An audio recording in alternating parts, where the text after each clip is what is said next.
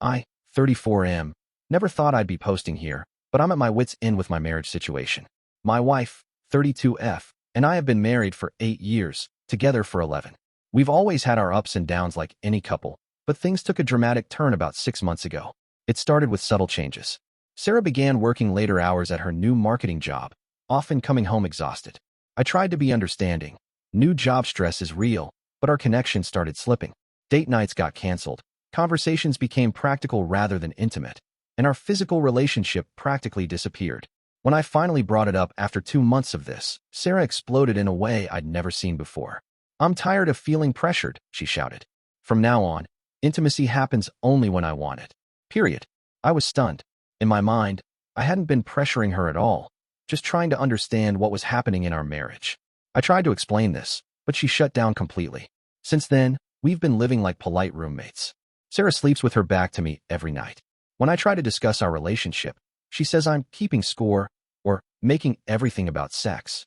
But it's not just physical intimacy I miss. It's emotional closeness, affection, feeling wanted.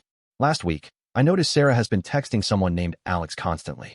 When I asked about it casually, she clutched her phone to her chest and accused me of spying. I've never been the jealous type, but this reaction set off alarm bells. Adding to this mess, my brother is getting divorced because his wife had an affair. Watching his pain has me paranoid about my own situation, though I have no concrete evidence Sarah's cheating. Yesterday, I suggested marriage counseling. Sarah reluctantly agreed, but with an eye roll that made it clear she thinks our problems are entirely in my head. "Fine, if that will make you stop nagging me about our so-called issues," she said. "I love my wife, but I'm starting to wonder if she still loves me. The woman I married was affectionate, communicative, and my best friend. This new cold, defensive person feels like a stranger. Part of me wonders if there's something I'm missing, work stress, health issues, or something else entirely that could explain this dramatic change. But another part fears the simple truth might be that she's checked out of our marriage. We start counseling next week. In the meantime, I'm walking on eggshells in my own home, desperately missing the connection we once had and wondering if we'll ever get it back. Am I being unreasonable for wanting intimacy, both emotional and physical, to be a mutual priority in our marriage? Is her only when I want stance fair? Any advice on how to approach our first counseling session would be appreciated. Our first counseling session was a disaster. Dr. Levine asked us both to share our perspectives, and when Sarah's turn came, she painted a completely different picture of our relationship. According to her, I've been suffocating her for years with neediness and demands for attention. She claimed I never gave her space and made her feel like a sex object rather than a partner. I sat there shell-shocked. This wasn't just a difference in perspective. It felt like she was describing someone else entirely.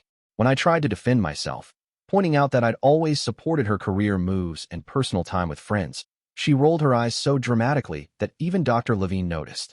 What hurt most was when Sarah said, "I've been pretending to be happy for years.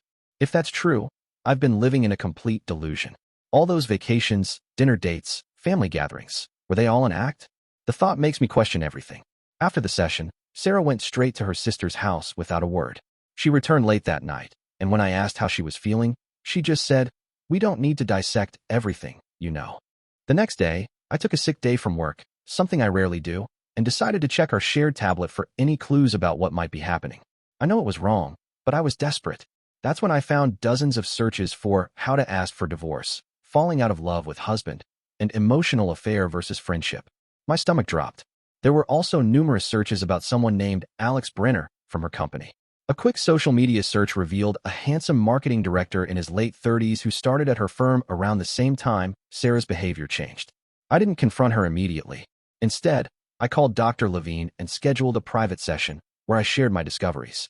She cautioned me against jumping to conclusions, but agreed the situation warranted a serious conversation. When Sarah came home that evening, I calmly told her what I'd found. I expected defensiveness or anger, but instead, she broke down crying, something I hadn't seen in months.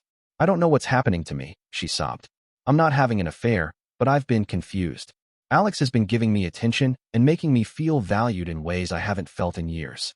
When I asked what I'd done wrong, she couldn't give specific examples. "It's not you doing things wrong," she said. "It's just, I don't feel the same anymore. I wake up next to you and feel nothing." Those words cut deeper than any accusation could have. She insisted there had been no physical relationship with Alex, but admitted they'd been having lunch together regularly and texting outside of work hours. "I need to figure out what I want," she finally said. Maybe I need time away from us. The next day, she packed a suitcase and went to stay with her sister, leaving me alone in our house, surrounded by photos of happier times and wondering how we got here. It's been 3 weeks since Sarah left. 3 weeks of alternating between anger, confusion, and bone-deep sadness. I've continued seeing Dr. Levine alone, trying to make sense of everything. Last weekend, Sarah came by to collect more clothes. We sat awkwardly at our kitchen table, the one where we used to have Sunday brunches and late-night talks, and had our first real conversation in months. I need to be honest with you, she said, eyes fixed on her coffee mug. I never had a physical affair with Alex, but I developed feelings for him that made me question everything about us. She explained that Alex had recently been transferred to another office, which had forced her to confront reality. Without him as a distraction, I've had to face what's really going on with me, with us. Sarah revealed she'd been suffering from depression for almost a year, but had hidden it from me. I didn't want to burden you, she said. Then I started resenting you for not noticing, even though I was working so hard to hide it. When I asked why she'd never told me, she admitted something that floored me. Her mother had always taught her that showing vulnerability was weakness, and that men leave women who have problems. Her parents' own marriage had operated on a facade of perfection that she'd internalized. The intimacy only when I want thing. It was my way of maintaining control when I felt like I was falling apart, she confessed. I told her I wished she'd trusted me enough to share her struggles. That what hurt most wasn't the lack of physical intimacy, but feeling shut out emotionally. We agreed to try a new counselor, one who specialized in both individual and couples therapy. This time, both of us committed to complete honesty, no matter how painful. Yesterday was our first session with Dr. Chen. Unlike our previous counseling disaster, we both spoke from places of vulnerability rather than defense. Sarah acknowledged her unfair behavior and how she'd weaponized intimacy in our relationship. I admitted that my fear of conflict had prevented me from addressing issues before they snowballed. Dr. Chen suggested that Sarah continue her newly started individual therapy for depression, while we worked together on rebuilding trust and communication. She also gave us structured exercises to reconnect emotionally before tackling physical intimacy again. Last night, Sarah came home. Not permanently. We both agree we need more time, but as a first step. We sat on opposite ends of the couch watching an old movie we both love, the physical distance between us symbolic of the emotional work still ahead.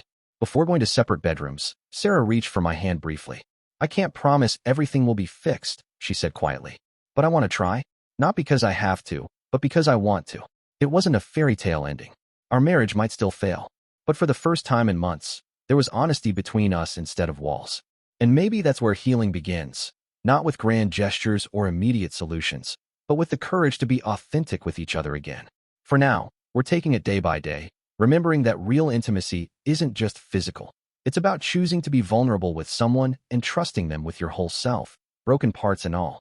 I appreciate you watching till the end. Hit that subscribe button and stay tuned for more content.